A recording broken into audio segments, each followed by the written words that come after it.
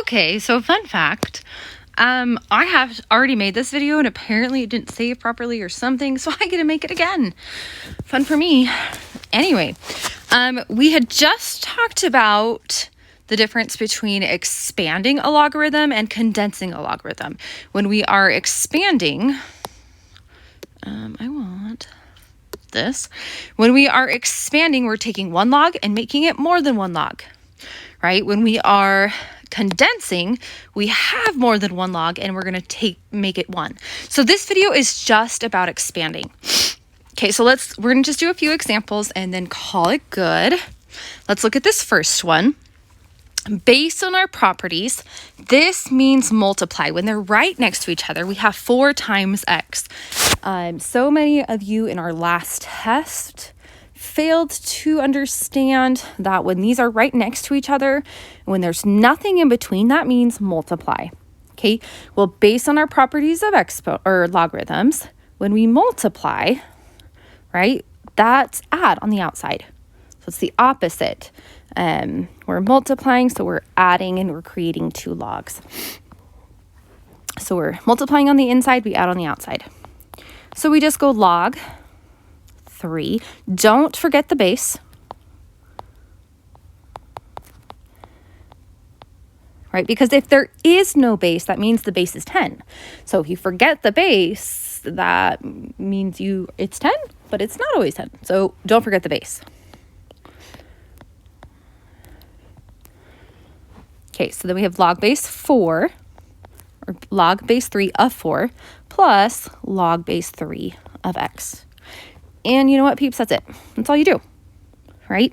I can't do anything else. I just have 4 here. I just have x here, so I'm done, right? I'm not going to do this one. It's pretty much the same thing. Let's move on to this one right here. Okay, first I'm going to separate it. So we have this guy and this guy.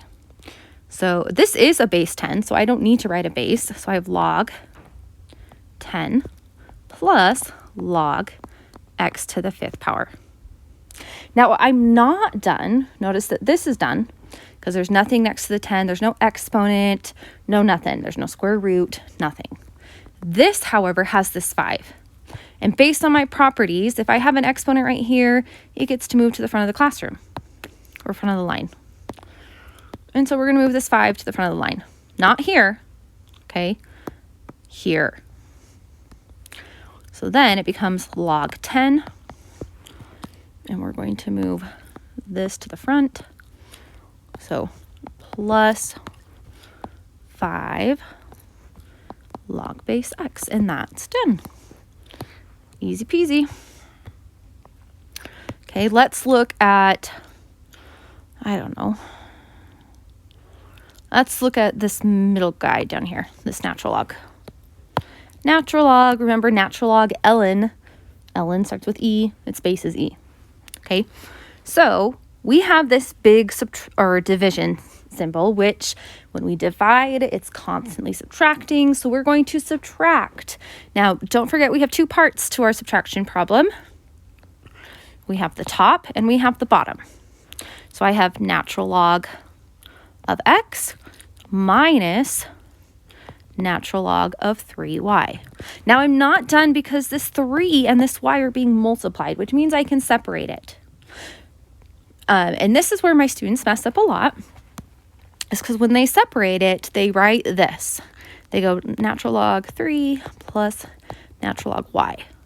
Well, yes, that's technically right to some degree. However, because of this minus sign that's in front of all of this, I need parentheses. And those parentheses are going to go right here. So we have the natural log of x minus the natural log of 3 plus the natural log of y. Okay, and that kind of tells me that if I were to distribute this minus sign, this would go on the bottom and this would go on the bottom, which it is. Okay, so this would be your final answer. The main thing you need to remember here, and put a little star because it's something you need to remember, is everything in the bottom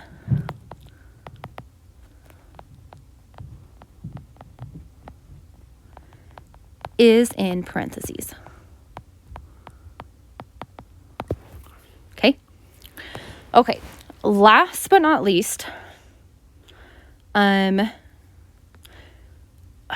don't know. I don't really care which one I do. I'm going to do this one over here. Okay, this one right here. Okay, first thing, separate it. I have 5 times the square root of x.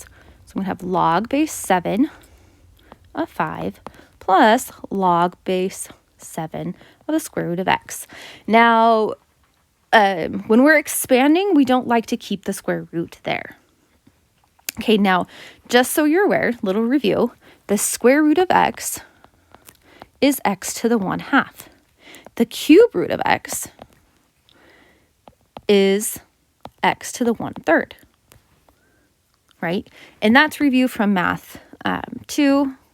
We briefly talked about it last unit, but not really. So this x can actually be written as x to the 1/2. Okay, well, now I have this exponent here, and this exponent can go to the front. So that's what I'm going to write. He goes to the front. So now I have log base 7 of 5 plus 1/2 log base 7 of x. And that would be my final answer. I am going to do this one just so that we understand what to do.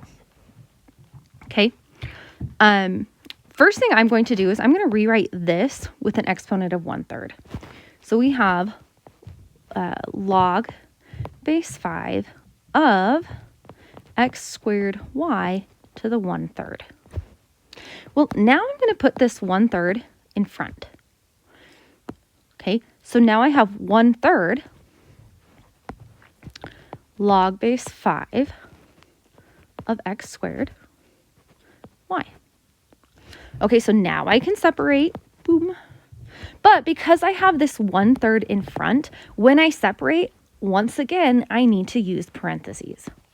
So this is how I like to write it. In this, if you give me this, I will give you full credit. It should work on the homework as well. So I have 1/3 here, and now I'm going to use parentheses. I'm going to go log base 5 of x squared plus log base 5 of y. This 2 can go in front here. Okay, and so now I have this 1/3 still in front. I have these still, but I have a 2 here, log base 5 of x plus, I ran out of room,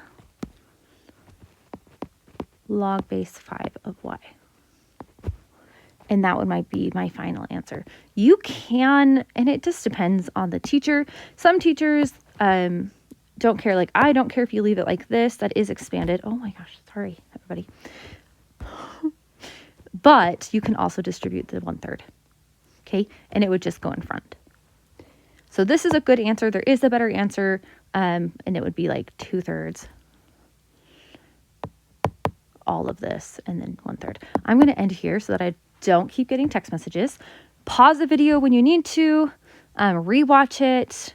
You're more than welcome to do your research in finding other videos, but this is pretty basic on how to expand logarithms.